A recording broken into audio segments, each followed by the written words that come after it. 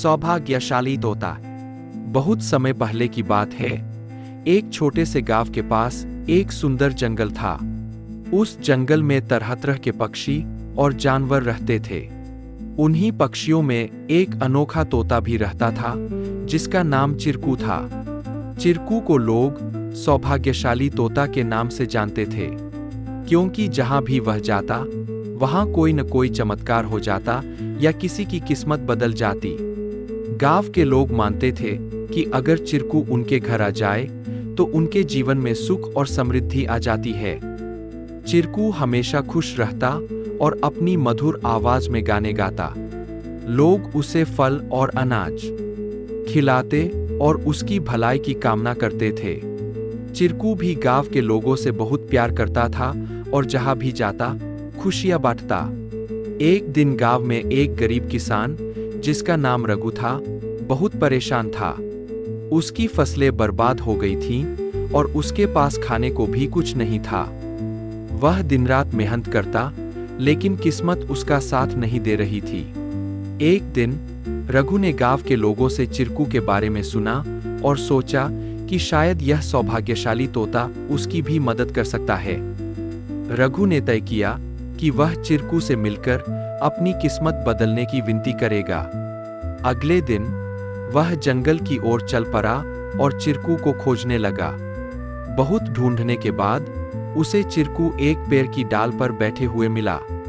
रघु ने बड़े ही आदर के साथ कहा। चिरकू ने रघु की बातें ध्यान से सुनी और उसकी आंखों में दया उमड़ आई। चिरकू ने अपनी चोंच में एक छोटी सी चमकती हुई पत्ती उठाई और रघु को देते हुए कहा, यह जादुई पत्ती है। इसे अपनी जेब में रख लो और जब तुम अपने खेत में काम करने जाओ तो यह पत्ती तुम्हारी किस्मत बदल देगी।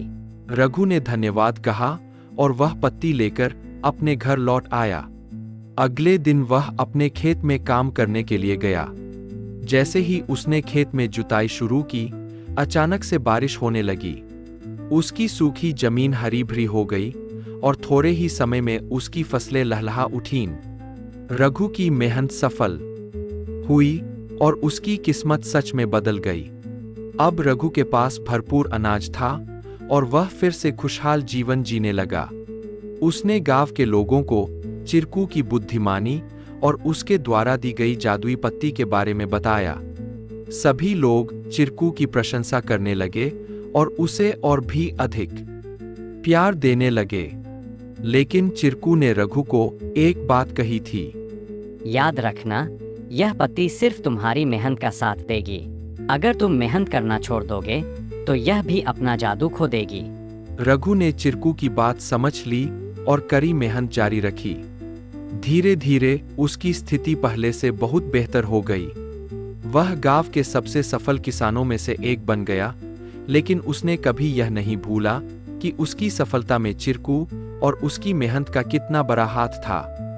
कहानी से सीख। इस कहानी से हमें यह सीख मिलती है कि किस्मत भी उन्हीं का साथ देती है जो खुद मेहनत करते हैं। सौभाग्य और अवसर तभी काम आते हैं जब हम अपने प्रयासों से उन्हें सही दिशा देते हैं।